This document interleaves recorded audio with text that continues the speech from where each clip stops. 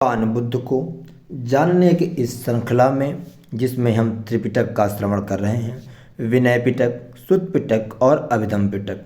हम सभी सुत्त पिटक का दीर्घ निकाय को समाप्त कर सकते हैं। अब हम मध्यम निकाय का आज हम नवा सुत्त, जिसे समाधिट्ठि सुत्त के नाम से जाना जाता है, वह आपको सुनाएंगे। आप सभी श्रद्धालुओं से विनम्र निवेदन है कि एकाग्र होकर के इसका श्रवण करें। एक समय भगवान सावत्थी में अनाथ पिंडक के आराम जेतवन में विहार करते थे। वहाँ पर भिक्षुओं द्वारा पूछे जाने पर आयुष्मान सारिपुत्र ने उन्हें बतलाया। जब आर्य श्रावक आकुशल बुराई को जानता है, आकुशल मूल को जानता है, कुशल भलाई को जानता है, कुशल मूल को जानता है। इतने से वह सम्यक दृष्टि वाला होता है, उसकी दृष्टि सीधी होती है। वह धर्म में प्रगाढ़ श्रद्धा वाला होता है और सधर्म को प्राप्त होता है। अकुशल होते हैं प्राणियों की हिंसा, चोरी, व्यभिचार, झूठ बोलना, चुगली करना, कठोर वचन बोलना, व्यर्थ प्रलाप करना, लोलुपता, प्रतिहिंसा और मिथ्या दृष्टि यानी कि गलत धारणा अकुशल मूल हैं। लोभ, दोष तथा मोह। कुशल होते हैं प्राणियों की हिंसा न करना, चोरी न करना, व्यभिचार करना, झूठ न बोलना, चुगली न करना, कठोर वचन न बोलना, व्यर्थ प्रलाप न करना, लोलुपता का अभाव, प्रतिहिंसा का अभाव और सम्यक दृष्टि, सही धारणा कुशल मूल है। अलोभ, अद्वेष तथा अमोह का।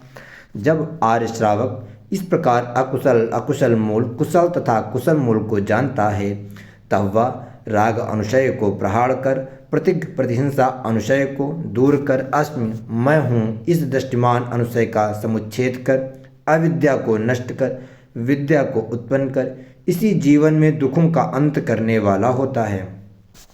इतने से भी आर्य श्रावक सम्यक दृष्टि वाला होता है, उसकी दृष्टि सीधी होती है, वह प्रगाढ़ श्रद्धा वाला होता है, वह सद्धर्म को प्राप्त होता है।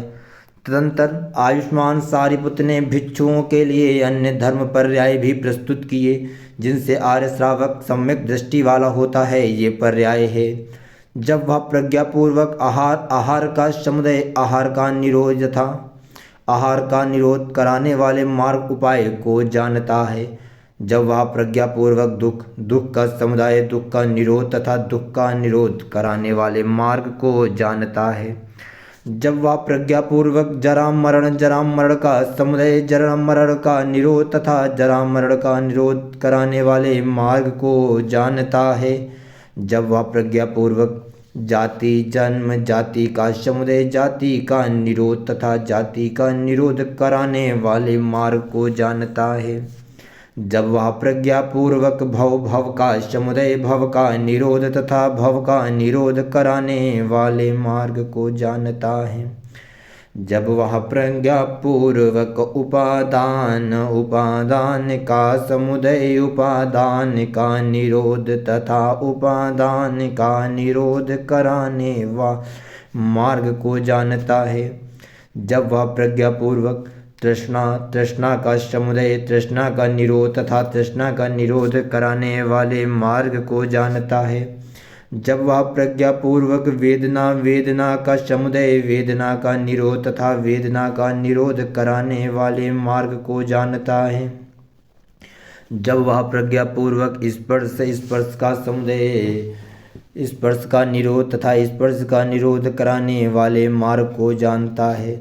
जब वह प्रज्ञापूर्वक षड्आयतन, छह इंद्रिय, षड्आयतन का समुदय, षड्आयतन का निरोध तथा षड्आयतन का निरोध कराने वाले मार्ग को जानता है। जब वह प्रज्ञापूर्वक नाम रूप का समुदय, नाम रूप का निरोध तथा नाम रूप का निरोध कराने वाले मार्ग को जानता है। जब वह प्रज्ञापूर्वक विज्ञान का समुदय, विज्ञान का निरोध तथा विज्ञान का निरोध कराने वाले मार्ग को जानता है। जब वह प्रज्ञापूर्वक संस्कार का समुदय, संस्कार का निरोध तथा संस्कार का निरोध कराने वाले मार्ग को जानता है। जब वह प्रज्ञापूर्वक अविद्या, अविद्या का समुदय, अविद्या का निरोध तथा अविद्या का निरोध कराने वाले मार्ग को जानता है।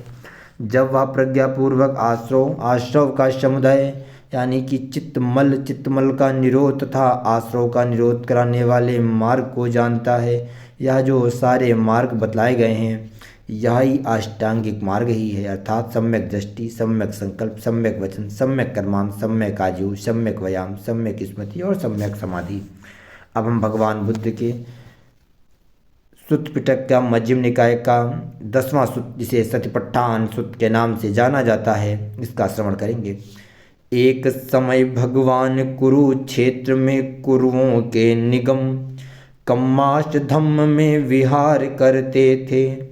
उस समय भिक्षुओं को संबोधित करते हुए उन्होंने कहा कि ये जो 4 स्मृति प्रस्थान हैं वे सत्वों की विशुद्धि, शोक और क्रंदन का विनाश, दुख और दौर्मनस्य का अवसान, सत्य की प्राप्ति, निर्वाण का साक्षात्कार, इन सब के लिए अकेला मार्ग है। 4 स्मृति प्रस्थान हैं। लोलुपता और दौर्मनस्य को दूर कर स्मृति और संप्रज्ञान के साथ उद्योगशील हो, काया में काया अनुपशयी होकर विहरना, और ऐसे ही वेदनाओं में वेदना अनुपशयी होकर, चित्त में चित्ता अनुपशयी होकर, धर्मों में धर्मानुपशयी होकर विहरना। काया अनुपशयी के लिए भिक्षु किसी निर्जन स्थान पर जाकर पालथी मारकर शरीर को सीधा रखकर मुख के इर्द गिर्द जागरूकता बनाए रख नैसर्गिक तौर पर आने जाने वाले स्वास्थ्य को जानने का काम शुरू करता है। फिर सारी काया को अनुभव करते हुए तदुपरांत काया पर होने वाले उपद्रवों को शांत होने पर श्वास लेना व छोड़ना सीखता है।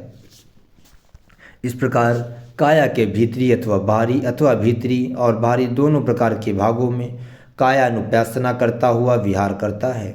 काया में उदय अथवा व्यय अथवा उदय के साथ साथ व्यय होने वाले धर्मों का अनुपशयी होकर विहार करता है। तब यह काया है, इस पर जागरूकता स्थिर हो जाती है। जितनी देर तक इस प्रकार का केवल ज्ञान, केवल दर्शन बना रहता है, उतनी देर तक अनासक्त होकर विहार करता है और संसार में कुछ भी ग्रहण करने योग्य नहीं रहता। इस प्रकार काया में काया अनुपशयी होकर विहार करना होता है।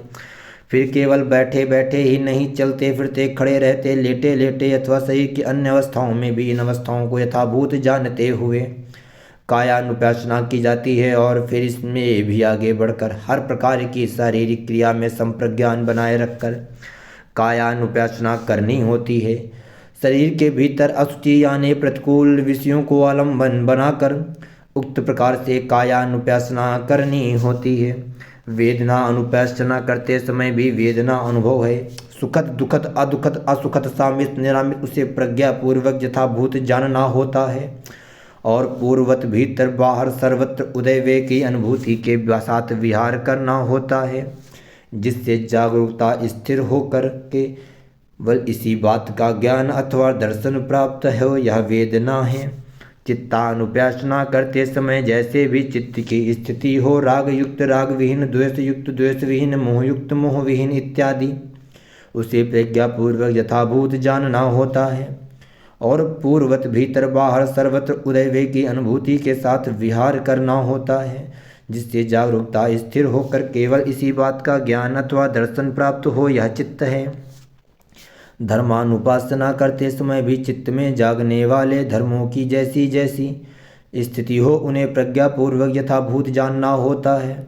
और पूर्वत भीतर बाहर सर्वत्र उदयवे की अनुभूति के साथ विहार करना होता है, जिससे जागरूकता स्थिर होकर केवल इसी बात का ज्ञान अथवा दर्शन प्राप्त हो, ये धर्म है।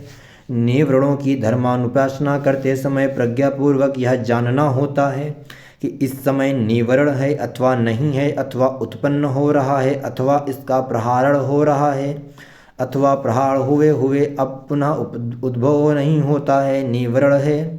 काम छंद काम मुक्ता द्रोह, स्थानमृत तन मन का आलस, औदत्य औकृत्य उद्वेग खेद विचिकित्सा संदेह, उपादान स्कंदों की धर्मानुपासना करते समय प्रज्ञापूर्वक यह जानना होता है कि इस समय स्कंद का उदय हो रहा है अथवा अस्त हो रहा है। उपादान स्कंद है, ये रूप हैं वेदना, संज्ञा, संस्कार, विज्ञान।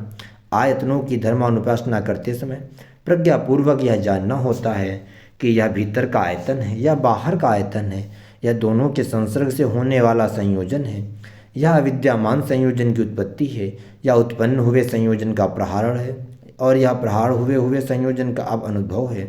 आयतन है ब्रह्मा, चक्षु, श्रोत, घ्राण, नासिका, जिह्वा, काय, त्वक, अभ्यंतर, मन और उनके विषय।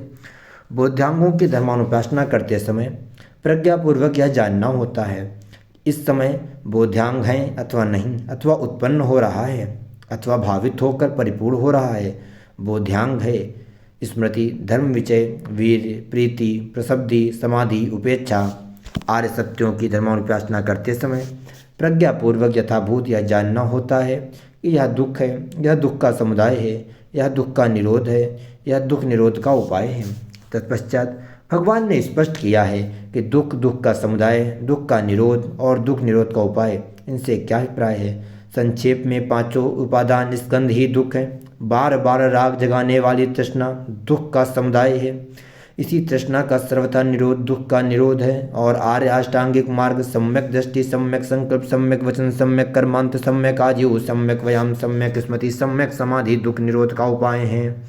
अंत में भगवान ने प्रज्ञप्त किया कि जो कोई मेरे बतलाए अनुसार इन चार स्मृति प्रस्थानों की 7 वर्ष भावना करे, उसे इन 2 फलों में से एक की आशा रखनी चाहिए। इसी जन्म में अरहत्व का साक्षात्कार अथवा उपाधि, शेष होने पर अनागामी भाव। भगवान ने आगे प्रज्ञप्त किया कि इसके कहीं कम अवधि में भी इस फल की आशा की जा सकती है। इस प्रकार से यह सूत्र भी समाप्त हुआ।